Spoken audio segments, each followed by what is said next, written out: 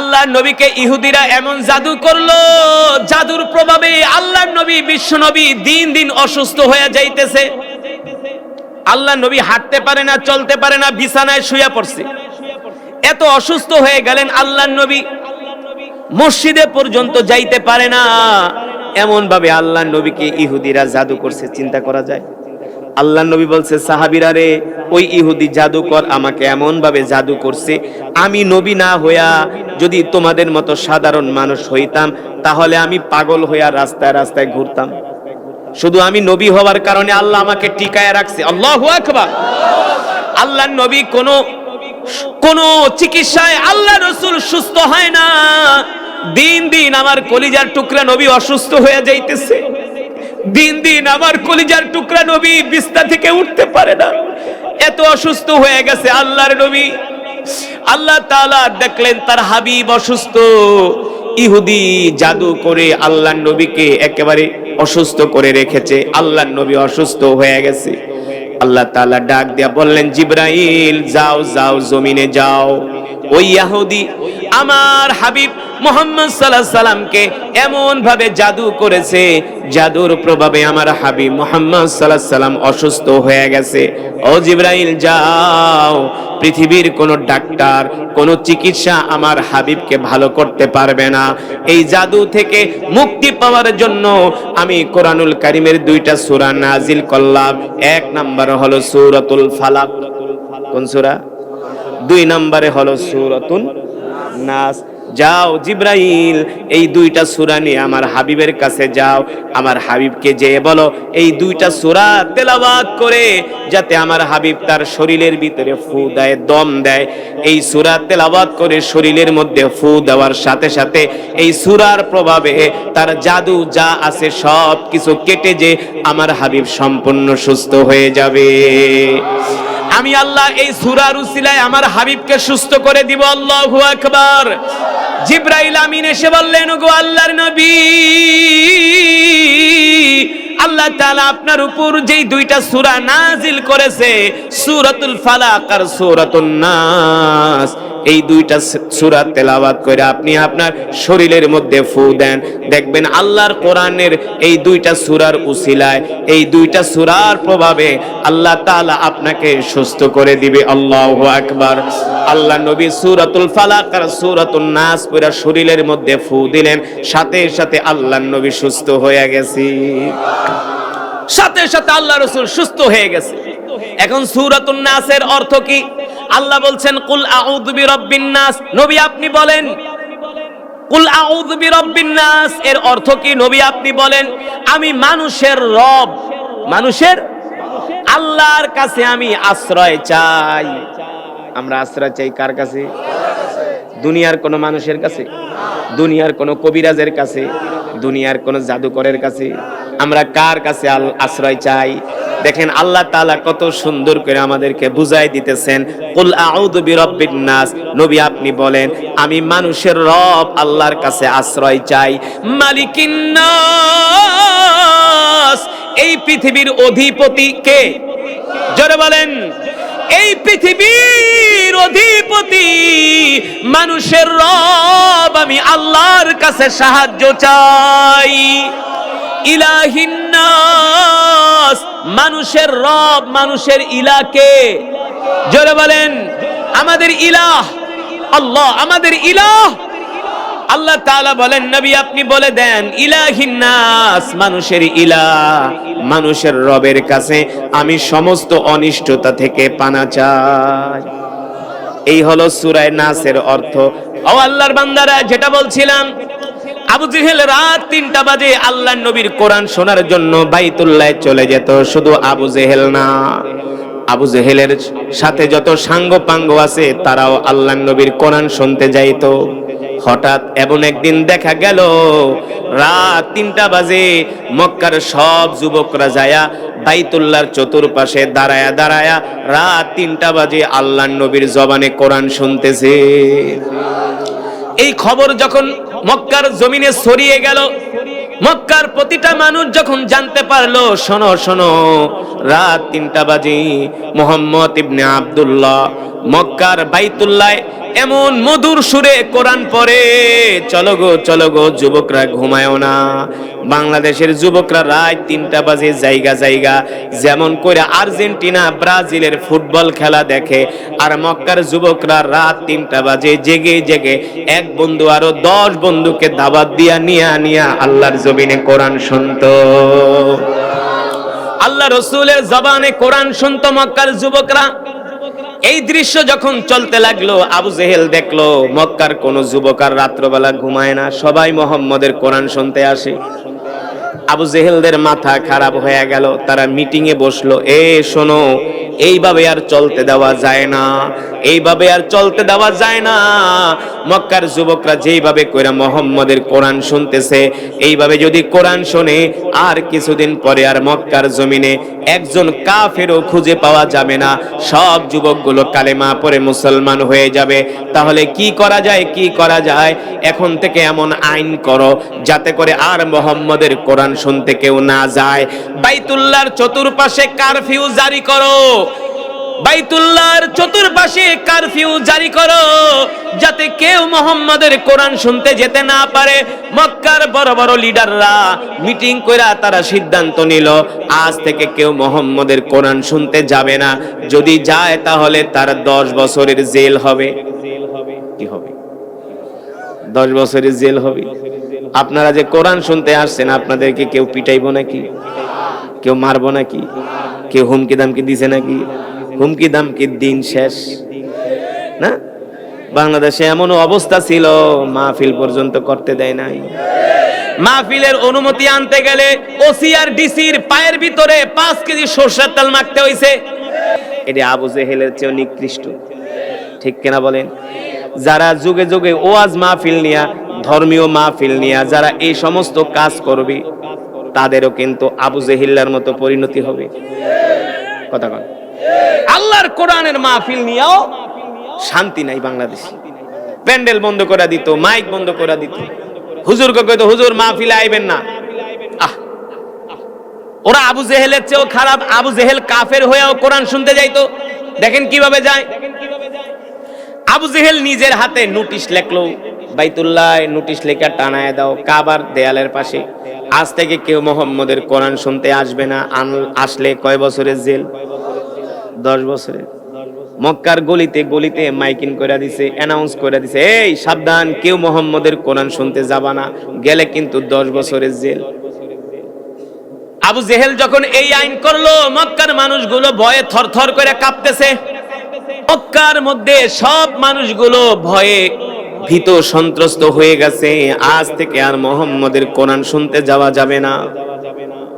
এক যুবক আরেক যুবককে বলে, দোস্ত, মুহাম্মদের কোরআন শুনতে কত ভালো লাগতো, কিন্তু বড় বড় নেতারা আইন করছে আর মুহাম্মদের কোরআন শুনতে যাওয়া যাবে না। মক্কার মানুষদের ভিতরে ক্ষোভ, মক্কার মানুষদের ভিতরে রাগে ক্ষোভে তারা ফুঁসে উঠেছে আবু জেহেলের বিরুদ্ধে। আবু জেহেল কোরআন শুনতে যেতে দিবে না। মক্কার যুবক তারা কাফের হয়ে দেখেন, বলতেছে আবু জেহেল আমাদেরকে কোরআন শুনতে যেতে দিবে না। মক্কার যুবকরা খেপে গেছে, কয় সুযোগ পাইলেই হইছে, একবার মুহাম্মদের হাতে হাত রেখে কালেমা পড়ে মুসলমান হয়ে যাবো। জোরে বলেন সুবহানাল্লাহ, আরো জোরে বলেন সুবহানাল্লাহ। ও মুসলমান, ইতিহাস বলে যারা ইসলামকে মিটাতে আসছে, দ্বীনকে মিটাতে আসছে, আল্লাহ তাদেরই মিটায় দিছে। তাদের অস্তিত্ব নাই নাই নাই। মক্কার যুবকরা বলে শুধু সুযোগের অপেক্ষায় আছি। আবু জেহেল সুযোগ পাইলেই মুহাম্মদের হাতে হাত রেখে কালেমা পড়ে মুসলমান হয়ে যাব। আল্লাহু আকবার। কিন্তু ভয়ে ডরে কেউ মুখ খোলে না। আবু জেহেল দিনের বেলা আইন করছে, রাত্র বাড়িতে আইসা ঘুমাইতেছে, কিন্তু চোখে ঘুম। কারণ আবু জেহেল নিজেও কিন্তু আল্লাহর নবীর কোরআন শুনতে যাইতো। সুবহানাল্লাহ। এটা আল্লাহর এই পরিকল্পনা। ঘুমের মালিক কে?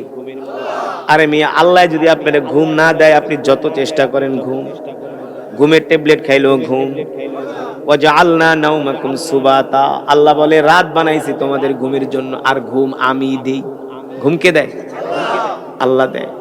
আবু জেহেলের চোখে ঘুম আসে না। আবু জেহেল বলে কেন ঘুম আসে না, কারণ কি, কারণ কি, কোনো কারণ খুঁজে পায় না। কারণ একটাই, প্রতিদিন মুহাম্মদের কোরআন শুনে আর রাত্রেবেলা বাড়িতে এসে ঘুমায় যায়। এখন কোরআন শুনতে যায় না, আবু জেহেলার ঘুমও আসে না। কি করবে কি করবে? আবু জেহেল বলে যাক, আজকে তো আইন করলাম, কেউ তো আর মুহাম্মদের কোরআন শুনতে আজকে যাবে না, ধারে কাছেও যাইবো না, 10 বছরের জেল, কে যাইবো জেল খাটতে? তাইলে একটা কাজ করি, আমি আজকে রাত্রে একা একা এই সুযোগটা কাজে লাগাই। সুবহানাল্লাহ বলবেন না? আরে মিয়া, সিরাতের কিতাবের মধ্যে আসছে, বানায় বানায় বলি না, ইসলামের ইতিহাস, ইতিহাস। এই কোরআন শুনা এখনো কাফেররা কালেমা পড়ে মুসলমান হয়ে যাচ্ছে। এই কোরআন শুনে, এই কোরআন শুনে 2017 সালে আমি মালয়েশিয়ার একটা মসজিদ আছে, মসজিদে জামেক। আপনাদের এই অঞ্চলের অনেক মানুষ কিন্তু মালয়েশিয়া থাকে, জানেননি? অনেক লোক মালয়েশিয়া থাকে, আমার সাথে দেখা হয়ে গেলে অনেক, এই 2500-এর প্রচুর লোক আছে মালয়েশিয়া থাকে, একজন 20 বছর 30 বছর ধরে থাকে। আমি কই ভাই কয় বছর? কয় হুজুর বেশি না, 36 বছর। কয় বছর? আমি কই কোন কি, তো জীবন তো সব মালয়েশিয়া কার, কাউ 36 বছর। আমি কই 36 বছর মালয়েশিয়া, বউ পোলাপান কে দেখে? বউরে কে দেখে? মুখ দিয়া কয় না, হাত ইশারা দিয়া। কি কে দেখে? আল্লাহ। তো তুমি 36 বছর ধরে বিদেশ করো, তোমার বউরে দেখে আল্লাহ, আর 3 দিনের লেগে তাবলিগে যাইতে পারো না? তখন কো আমার সংসার কে দেখবো, আমার বউরে কে দেখবো? হ্যাঁ, 3 দিনের লেগে চরমনিতে যেতে পারো না, সময় হয় না, বলে আমার সংসার কে দেখবো, ব্যবসা কে দেখবো? তো 36 বছর ধরে কে দেখে? কে দেখে? আল্লাহ দেখে, ঠিক কিনা বলেন? সেটাই বলছিলাম যে দ্বীনের জন্য ফিকির থাকতে হবে, চেষ্টা থাকতে হবে, মহব্বত থাকতে হবে। ওই আবু জেহেল বলে আজকে রাত্রে আমি মুহাম্মদের কোরআন শুনতে যাব। অন্তত এখন গরম গরম কয়েকদিন আর কেউ মুহাম্মদের কোরআন শুনতে যাবে না। আর যেহেতু কেউ যাবে না, আমি নিশ্চিত আমি গেলে কেউ দেখবেও না, কোনো সমস্যাও নাই। আবু জেহেল দেখে তার স্ত্রী নাম হলো উম্মে জামিল। নাম কি? আবু জেহেলের স্ত্রীর নাম? সাংঘাতিক ধরনের মহিলা আছে, মহিলা নেত্রী। মহিলা, আমগো বাংলাদেশে দেখবেন কিছু মহিলা নেত্রী আছে, পুরুষের আগে আগে মিছিল করে, আছে না? কেউ নৌকা, কেউ দানের শীষ, কেউ নাঙ্গল, পুরুষের আগে থাকে, নেতৃত্ব দেয় মিছিলের। এই টাইপের মহিলা ছিল আবু জেহেলের স্ত্রী উম্মে জামিল। আবু জেহেল দেখে উম্মে জামিল ঘুমাইছে কিনা। উম্মে জামিলও এমন শয়তান মহিলা। আবু জেহেল, তুমি মুহাম্মদের বিরুদ্ধে আইন করছো, কেউ যদি মুহাম্মদের কোরআন শুনতে না যায়, কিন্তু তুমি তো প্রতিদিন মুহাম্মদের কোরআন শুনতে যাইতা। এই কথা যদি আমি মক্কার মানুষদেরকে বলি, তাহলে তো তোমার নেতাগিরি শেষ। উম্মে জামিলকে, আবু জেহেল তুমি আজকে রাত্রে কেন ঘুমাও না? আমি তো তোমারে ভালো করে চিনি, কারণ তোমার সাথে আজকে 50 বছর ধরে সংসার করি। আপনার আমার চরিত্র কেমন এটা দুনিয়ার কেউ না জানলেও কিন্তু ঘরের সে জানে আপনার আমার দুর্বলতা কোথায় আছে। উম্মে জামিল ঘুমের ভান ধইরা শুয়ে আছে, আসলে ঘুমায়। আবু জেহেল দেখে এটা ঘুমাইছে নাকি, দেখে চোখ বন্ধ করে রাখছে। আবু জেহেল কাহা মনে হয় ঘুমাইছে, আসলে ঘুমায় নাই। আবু জেহেল কম্বল 2টা পেঁচায়া, শীতের রাত, আরে মেয়ে এমন শীত না, আরবের শীত কিন্তু হাড্ডির ভিতরে বসে যায়, এত ঠান্ডা আরবে। আরো তো সেই 1450 বছর আগে, এখনকার কথা। এখন যদি এমন ঠান্ডা হয়, তা 1450 বছর আগে কেমন অবস্থা ছিল? কিতাবের মধ্যে আসছে আবু জেহেল 2টা-3টা কম্বল পেঁচায়া, হাতে একটা কুপি নিয়া ঘর থেকে বের হয়ে গেছে আল্লাহর নবীর কোরআন শোনার জন্য। ঘরের দরজায় যায়া ঘরের সিটকানিটা টান দিছে, ঠাস করে সিটকানির আওয়াজ হইছে। আওয়াজ হওয়ার পরে উম্মে জামিল তো আসলে ঘুমায় নাই। কোন মানুষ যদি ঘুমানোর মানুষকে ঘুম থেকে জাগানো যায়, কিন্তু যে না ঘুমায়া ঘুমের ভান ধরে, তারা কোনোদিন আসলে তাই ঘুমায় নাই। আবু জেহেল যখন ঘরের দরজা খুইলা বাইরে বের হওয়া শুরু করছে, পিছনে থেকে তার স্ত্রী উম্মে জামিল জামার কালার ধরছে। আবু জেহেল কই যাও? রাত 3টা বাজে, কোথায় যাও? আবু জেহেল বলে, বেটি জ্বালাজালি করিস না, ভালো কামে যাইতেছি।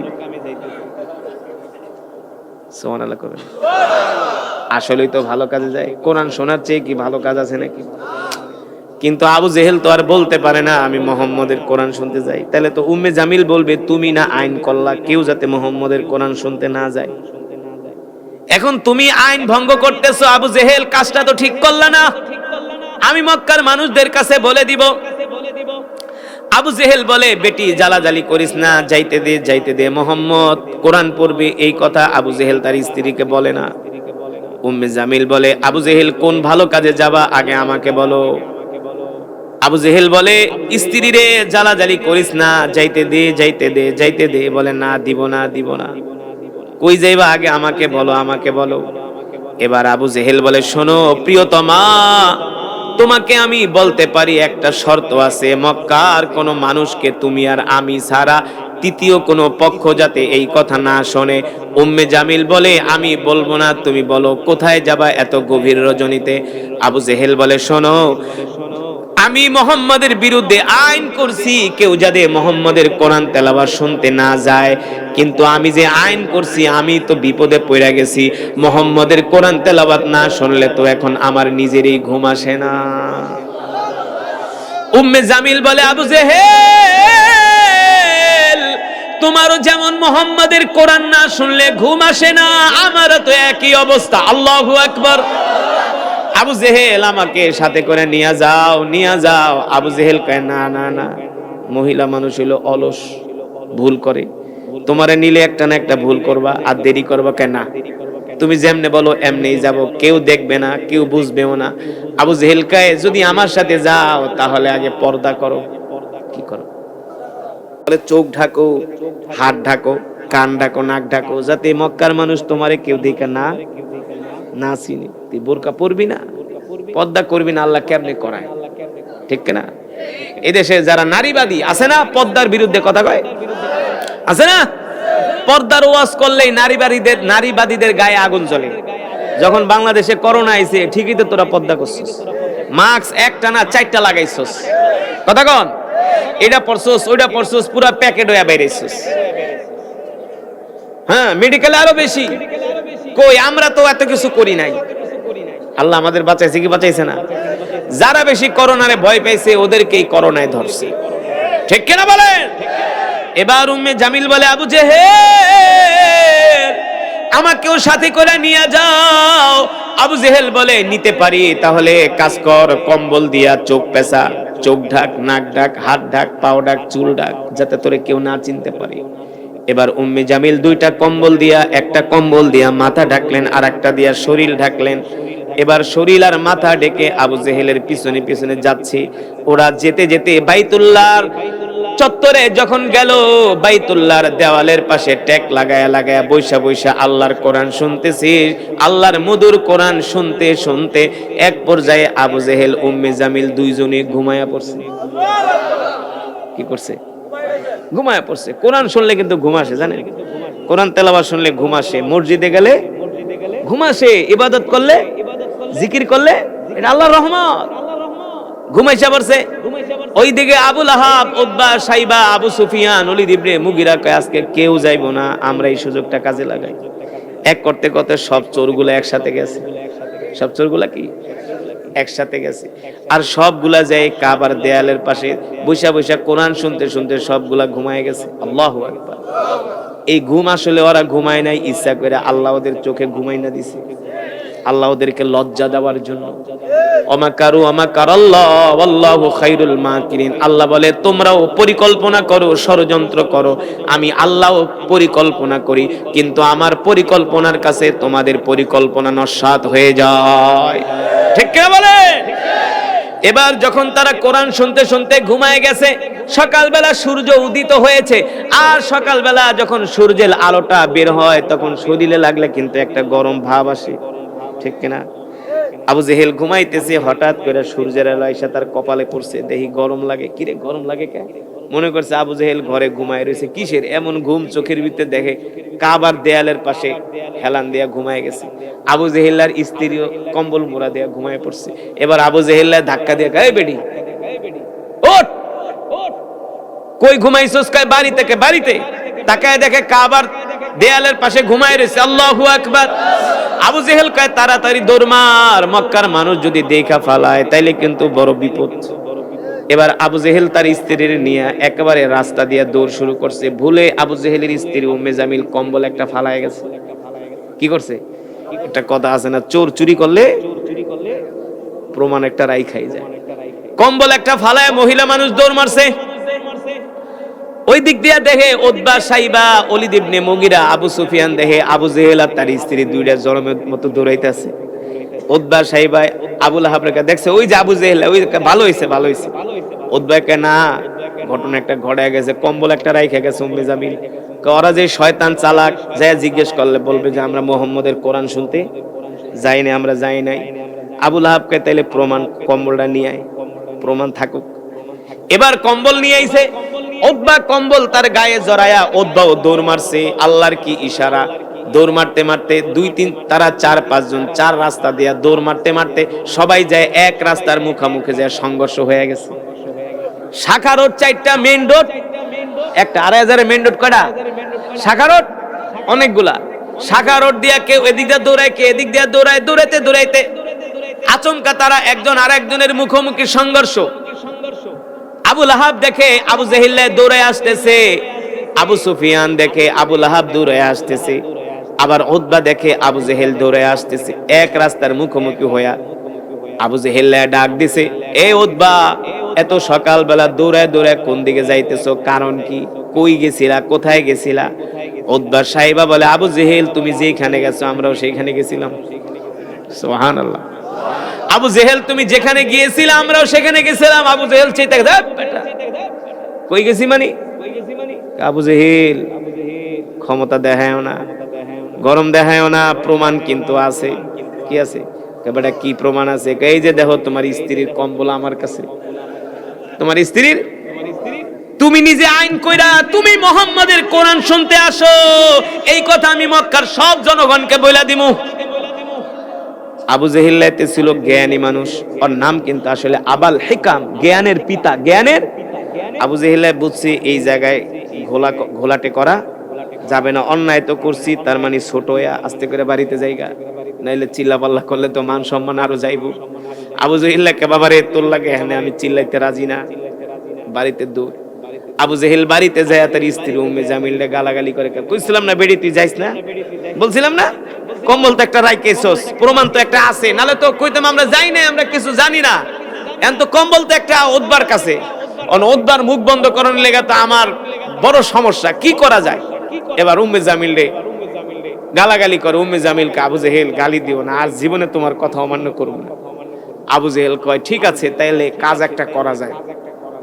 নাস্তা টাস্তা খায়া সকালবেলা আবু জেহেল গেছে উতবার বাড়িতে। আবু জেহেল কিন্তু মক্কার সবচেয়ে বড় নেতা, সবচেয়ে বড় হারামজাদা। ওর মাথায় যে বুদ্ধি, মক্কার সব মানুষ ওরে নেতা মানতো। আবু জেহেল নাস্তা খায়া উতবার বাড়িতে যায়, ইফতাহিল বাব, উতবা দরজা খোলো।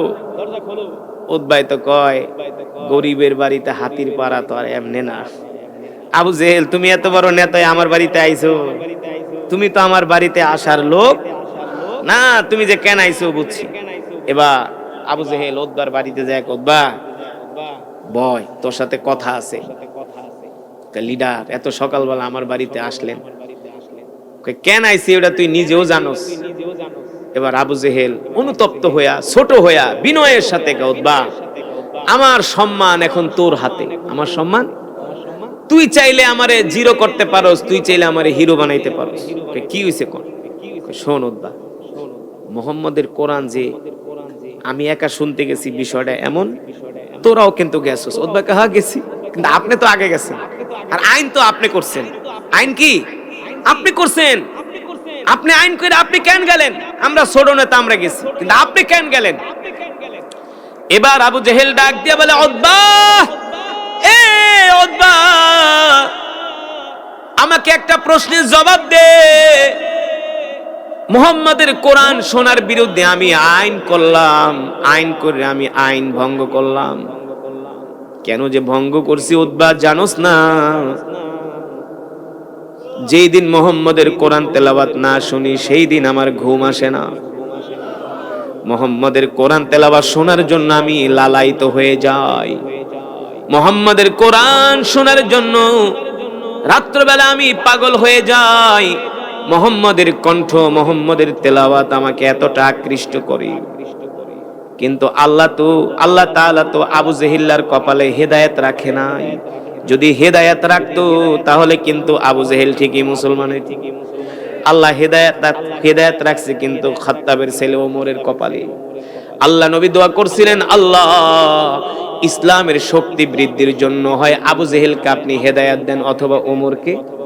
কিন্তু আল্লাহ তাআলা আবু জেহেলারে কবুল করে নাই, কবুল করছে হযরত ওমরকে। ঠিক কিনা বলেন?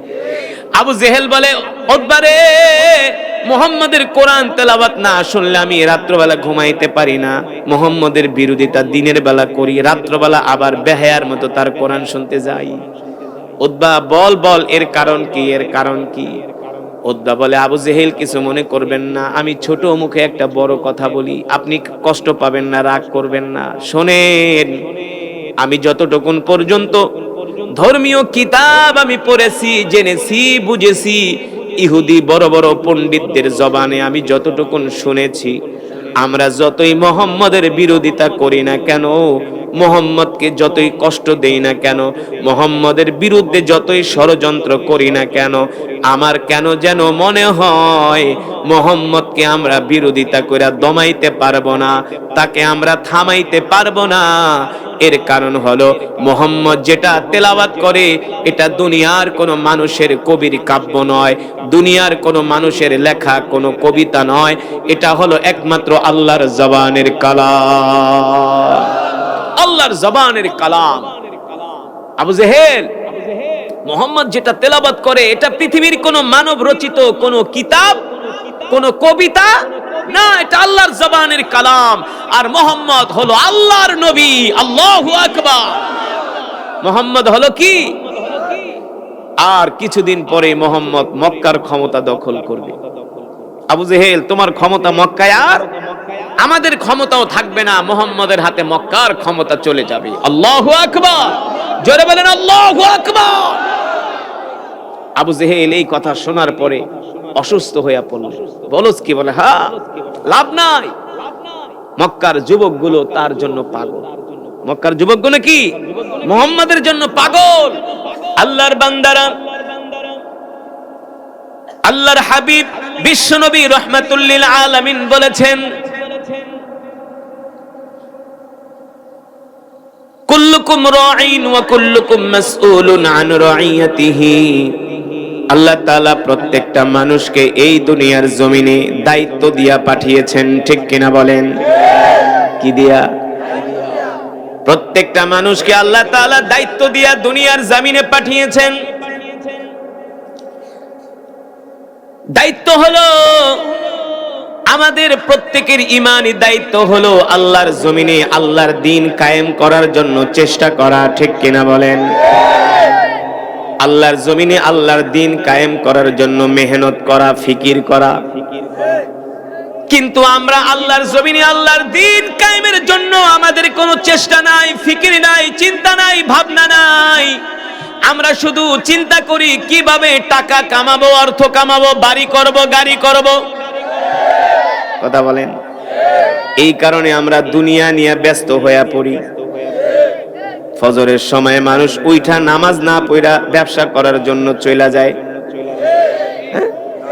দেখবেন এই যে গাউসিয়াতে একটা কাঁচা বাজারের মার্কেট আছে, আছে না?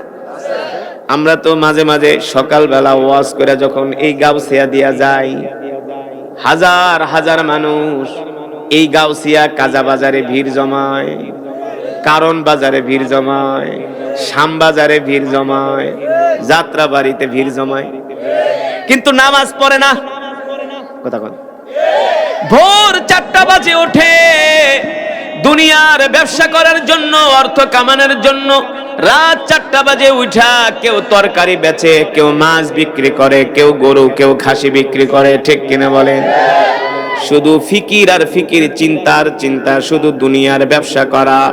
আল্লাহর নবী বলেন, যখন ফজরের সময় হয় আল্লাহ রাব্বুল আলামিন আসমান থেকে এক একজন বান্দার জন্য 70,000 কইরা ফেরেশতা জমিনে পাঠায় দেয়। ফজরের পরে আইসা ওই ফেরেশতারা আমাদেরকে খুঁজতে থাকে আমরা কে কোথায় আছি। 70,000 ফেরেশতা এক একজনের জন্য আমাদেরকে দেখে আমরা কি করি, কোথায় আছি। দেখে কেউ মসজিদে নামাজ পড়তেছে, কেউ মসজিদে বৈশা জিকির করতেছে, আল্লাহর কোরআন পড়তেছে। আবার দেখে কেউ চায়ের দোকানে বৈশা চা খাইতেছে আর বাংলা সিনেমা দেখতেছে। কেউ বাথরুমের ভিতরে বৈশা বিড়ি টানতেছে। কথা কন। কেউ সকালবেলা ঘুমের থেকে উঠে মোবাইল টিপা গান শুনতেছে। কেউ গান বাজনা করতেছে, খেলাধুলা করতেছে, হারাম কাজ করতেছে। যখন এইভাবে করে ফজর থেকে জোহর আসর মাগরিব হয়ে যায়, আল্লাহ তাআলা ওই 70,000 ফেরেশতাদেরকে ডাক দিয়ে আসমানে নিয়ে যায়। এবার আসমানে নেওয়ার পরে আল্লাহ রাব্বুল আলামিন জিজ্ঞেস করে, এ ফেরেশতারা,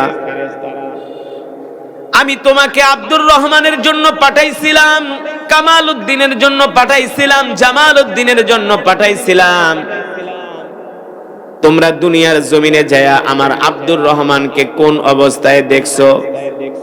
ফেরেশতারা বলে, আল্লাহ, আমরা যখন আসমান থেকে জমিনে নামি, জমিনে অবতীর্ণ হওয়ার পরে, জমিনে নামার পরে আমরা মসজিদের দিকে গেলাম, দেখি আপনার বান্দা আব্দুর রহমান ফজরের নামাজ পড়া মসজিদে বৈশা জিকির করতেছে। জোরে বলেন সুবহানাল্লাহ। আল্লাহ তাআলা ডাক দিয়া বলে, ফেরেশতারা রে, তোরা সাক্ষী থাক, আমার বান্দাকে কোন অবস্থায় দেখছস?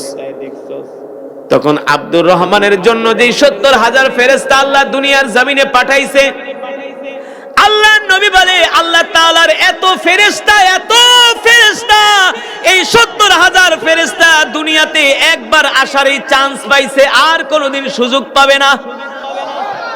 কারণ আল্লাহ রাব্বুল আলামিন এত ফেরেশতা বানায় রাখছে, তারা শুধু দুনিয়াতে একদিনের জন্য ডিউটি করার শিডিউল পাইছে, আর কোনোদিন তারা দুনিয়াতে আসতে, কারণ তাদের পরেও আরো ফেরেশতাদের crore crore million trillion trillion ফেরেশতাদের শিডিউল আছে।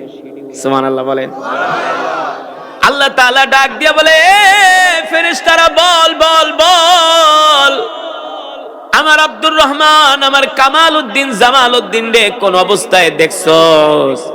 ফেরেশতারা ডাক দিয়া বলে, আল্লাহ, আপনার আব্দুর রহমান ফজরের নামাজ পড়া মসজিদে বৈশা জিকির করতেছে, আপনার কামাল উদ্দিন কোরআন পড়তেছে, আপনার জামাল উদ্দিন বৈশা বৈশা কোরআন হাদিস শিখতেছে। আল্লাহ তাআলা ডাক দিয়া বলে, এ ফেরেশতারা, তোদের 70,000-এর দায়িত্ব হলো, যেহেতু আমার বান্দাকে নেক আমল অবস্থায় দুনিয়ার জমিনে দেখছস, ভালো কাজ করা অবস্থায় দেখছস, তোদের দায়িত্ব হলো কিয়ামত পর্যন্ত আমার বান্দার জন্য তোরা ফেরেশতারা 70,000 ফেরেশতারা কিয়ামত পর্যন্ত মাগফিরাতের দোয়া করতে থাকবি। জোরে বলেন সুবহানাল্লাহ। তোরা ফেরেশতারা এক সেকেন্ডের জন্য বিরত হতে পারবি না। এই 70,000 ফেরেশতা কিয়ামত পর্যন্ত আমার বান্দার জন্য দোয়া করতে থাকবি। আল্লাহু আকবার। এবার বলেন, যে ফেরেশতারা 70,000 ফেরেশতা যদি আপনার জন্য আমার জন্য দোয়া করে, আল্লাহ জান্নাত দিবে কি দিবে না? দিবে কি দিবে না? ওই 70,000 ফেরেশতা বলতেছে, আল্লাহুম্মা গফির ওয়ারহাম, আল্লাহ গো, আপনার বান্দাকে আমরা নেক আমল অবস্থায় দেখছি, আপনার বান্দাকে আমরা নামাজ অবস্থায় দেখছি, জিকির অবস্থায় দেখছি, তাসবিহ তাহলিল পড়া অবস্থায় দেখছি, আমরা ফেরেশতারা তার জন্য দোয়া করতেছি, আল্লাহ আপনি তাকে ক্ষমা করে দেন। আল্লাহ রাব্বুল আলামিন বলে, বান্দারে, আমার এই 70,000 ফেরেশতারা তোদের জন্য দোয়া করতেছে, যদিও তোরা দুনিয়াতে ভুলে শয়তানের ধোকায় পড়ে কোনো গুনাহ করে ফেলস, ওই 70,000 ফেরেশতাদের দোয়ার কারণে আমি আল্লাহ তোদের সব গুনাহগুলো ক্ষমা করে দিয়া জান্নাত নিশ্চিত করে দিব। আর যারা দুনিয়াতে গুনাহ করে, নাফরমানি করে, ফেরেশতারা ডাক দেয়, আল্লাহ তাআলা ডাক দিয়ে বলে, এ ফেরেশতারা বল বল আমার অমুক বান্দারে অমুক কোন অবস্থায় দেখছস?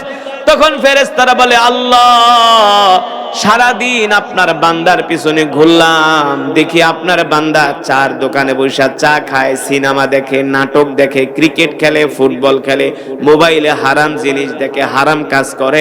একটা ভালো কাজ, নেক কাজ অবস্থায় আমরা ফেরেশতারা তাদেরকে দেখি নাই। এই কথা যখন বলে আসমানের মালিক, জমিনের মালিক তখন কষ্ট পায়। আসমানের মালিক, জমিনের মালিক তখন কষ্ট পায়। এই যে আমি কোরআনুল কারীম পড়ছি, আপনারা শুনছেন না? এই যে কোরআনের মজমায় বসে আছেন, মাগরিবের পরে যেই ফেরেশতারা দুনিয়াতে আসছে তারা ফজর পর্যন্ত থাকবে। তারা কিন্তু আয়েশা দেখছে আমরা কোরআন শুনতেছি, সুবহানাল্লাহ বলেন।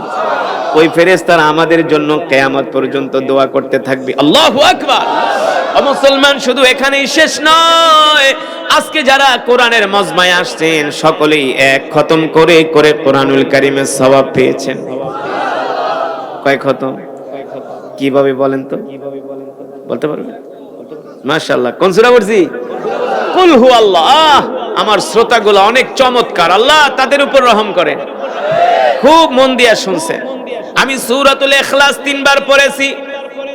সাহাবী আবু সাঈদ আল খুদরি রাদিয়াল্লাহু তাআলা আনহু থেকে হাদিসটি বর্ণিত। তিরমিজির বর্ণনায় আসছে, আল্লাহর নবী বলেন, কেউ যদি সূরাতুল ইখলাস 3 বার তেলাওয়াত করে আল্লাহ তাআলা তার আমলনামায় পূর্ণ এক খতম কোরআনুল কারীমের সওয়াব দান করে।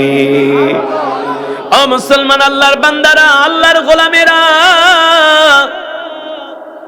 আপনারা তো কোরআন শোনার জন্য রাত 10টা বাজে 11টা বাজে কোরআনের মজমায় আসছেন, কিন্তু জানেননি এই কোরআন তেলাওয়াত শোনার জন্য মিস্টার আবু জেহেল, কি আল্লাহর নবীর আবু জেহিল্লা, আবু জেহিল্লা, হ্যাঁ ঠিক আছে, ওদেরকে ওদের নাম নিলেও নামের ভিতরে একটা ঘৃণা থাকবে। এটা হলো ঈমানের আলামত। কি থাকবে? ঘৃণা থাকবে। আবু জেহেল রাত 3টা বাজে উঠে আল্লাহর নবীর জবানে কোরআন শোনার জন্য বাইতুল্লাহে চলে যেত। সুবহানাল্লাহ বলেন। আপনারাই বলেন, আমি যে কোরআন তেলাওয়াত করছি, এই তেলাওয়াত শোনার পরে কি কোনো মুসলমান ঘরে থাকতে পারে যার ঈমানের পাওয়ার আছে? বলেন, পারে? পারে না। এখানে যদি কোনো গানের অনুষ্ঠান হইতো তাহলে গরু খাওয়া মুসলমানগুলো অপেক্ষা করত কোন শিল্পীর পরে কোন শিল্পী গান গাইব, হ্যাঁ, কোন শিল্পীর পরে কোন শিল্পী গান গাইবে, কার পরে কোন মহিলা নাচবে, এটা দেখার জন্য পাগল হয়ে যাইতো। ঠিক কিনা বলেন? বিড়ি টানতো, ধোঁয়া ছাড়তো, গাঁজা খাইতো, এই মজমা ছাড়তো না। ঠিক কিনা? কিন্তু মুসলমানের ঈমানের পাওয়ার নাই, ধৈর্যের পাওয়ার নাই, ধৈর্য নাই, ঈমানের পাওয়ার নাই। যদি ঈমানের পাওয়ার থাকতো আল্লাহর কোরআন শোনার জন্য মুসলমান ফজর পর্যন্ত অপেক্ষা করত, ফজর পর্যন্ত অপেক্ষা করত। কারণ সাহাবায়ে কেরাম রিদওয়ানুল্লাহি তাআলা আলাইহিম আজমাইন আল্লাহর নবীর মজমায় আয়েশা রাত পার করে দিছে। কি পার করে দিত? রাত পার করে দিত। অনেক সময় সাহাবীরা আল্লাহর নবীর পিছনে এশারের নামাজ আদায় করতে আসতো। আল্লাহর নবী দিনের দাওয়াত দিতে বাইরে গেছে। আল্লাহর নবীর অনেক সময় আসতে আসতে অনেক রাত হয়ে গেছে, 10টা 11টা 12টাও বেজে গেছে, সাহাবীরা যায় নাই। আল্লাহর নবীর পিছনে তারা নামাজ পড়ে গেছে। আর আমরা হইলে কি করতাম? এই তুই দাঁড়া, দাঁড়া, নামাজ পড়ে যাই গা, হুজুরের লেগে দেরি করব না।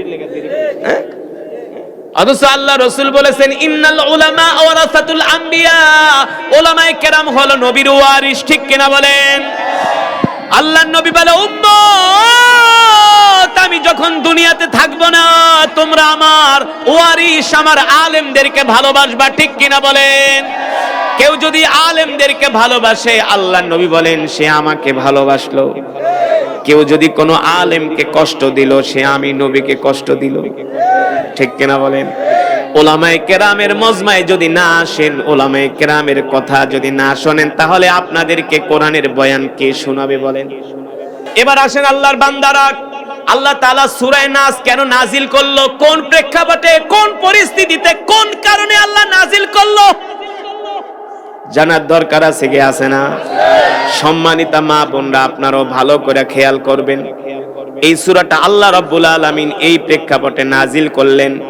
আপনার আমার কলিজার টুকরা বিশ্ব নবী রহমাতুল লিল, আল্লাহর নবীকে একজন ইহুদি জাদুকর, কি ইহুদি, দেখবেন আপনাদের গ্রামে কিন্তু অনেক মানুষকে মানুষ শত্রুতামি করে জাদু করে, বান মারে, কি মারে? বান এমন একটা ভয়ঙ্কর একটা জাদু। একটা সুস্থ মানুষ, একেবারে 100% সুস্থ মানুষ, সুঠাম দেহের অধিকারী, প্রিন্সের মতো চেহারা, এমন মানুষকে যদি জাদু করে, ওই মানুষটা আস্তে আস্তে করতে করতে সে কিন্তু মারা যায়। খাবার খাইতে পারে না, ডাক্তারও কোনো রোগ ধরতে, চেক আপ করে দেখে কোনো শরীরে রোগ, কিন্তু দিন দিন সে অসুস্থ হয়ে যাচ্ছে। এগুলো হলো জাদুর লক্ষণ, এগুলো হলো। আর জাদু এতটা ভয়ঙ্কর, পৃথিবীর কোনো বিজ্ঞানী, কোনো ডাক্তার এই সমস্ত জাদু আক্রান্ত ব্যক্তিদেরকে সুস্থ করতে পারে নাই, পারবেও না, কারণ জাদু এত খারাপ, এত ভয়ঙ্কর।